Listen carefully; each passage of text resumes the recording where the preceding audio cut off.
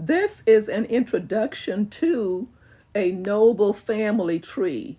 Ruth chapter 4, verses 9 through 17, Luke chapter 3, verse 23, and verses 31b through 32. Welcome, viewers and subscribers, to my channel, The Backstory and More.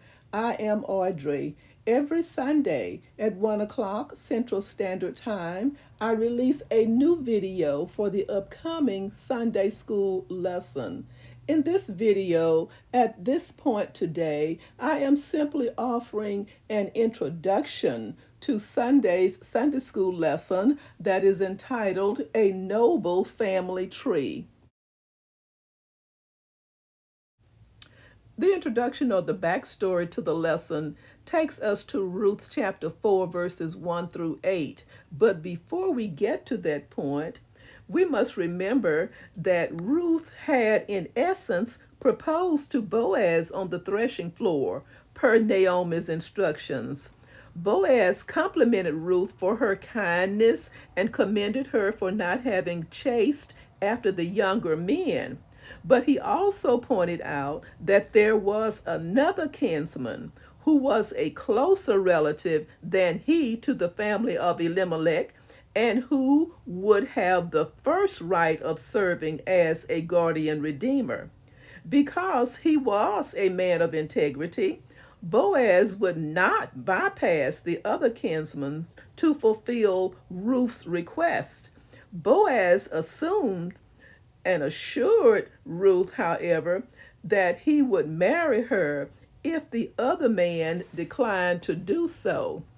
Now, Boaz wasted no time in arranging to meet with the other guardian redeemer he had mentioned to Ruth. As was customary in the ancient Near East, Boaz went to the town gate, the place where important transactions were traditionally conducted. Boaz gathered 10 respected elders of the town to serve as witnesses for his negotiation with the other kinsman. Boaz began his negotiation by discussing a piece of land that had belonged to Elimelech. The sale of this property could involve two possible scenarios: that Naomi owned the land but had to sell it due to her poverty, or that Elimelech had sold the property years ago and Naomi needed a kinsman to purchase or redeem it, exercising a right of redemption. Boaz explained his own desire to carry out the role of guardian redeemer, but acknowledged that the other man was more closely related to the family of Elimelech.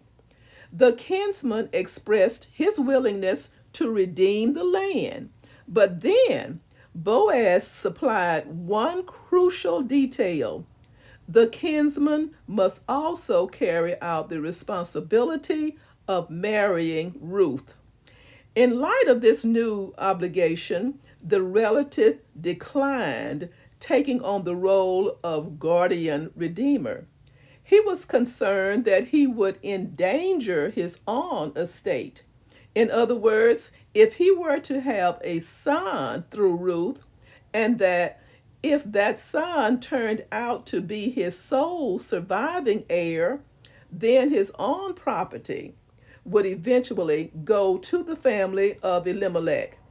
Because Boaz was next in line, his way was now clear to marry Ruth. It is at this point that the backstory or the introduction to the lesson ends.